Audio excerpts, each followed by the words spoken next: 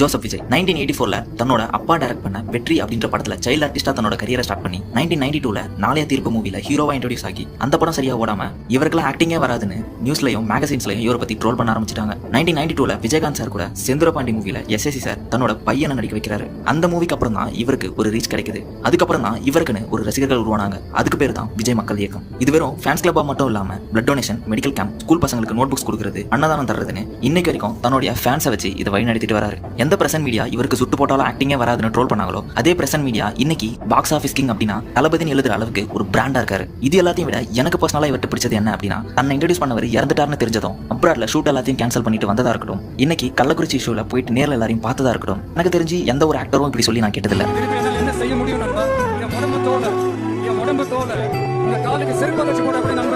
இப்படிப்பட்ட ஒருத்தருக்கு ஃபேனா இருக்கிறதுல தப்பு இல்லைன்னு நான் நினைக்கிறேன். உங்களுக்கும் தளபதி பிடிக்கும் அப்படின்னா கமெண்ட்ல ரெட் ஆகட்டும். அண்ட் நெக்ஸ்ட் யாரை பத்தி வீடியோ போடலான்னு கமெண்ட்ல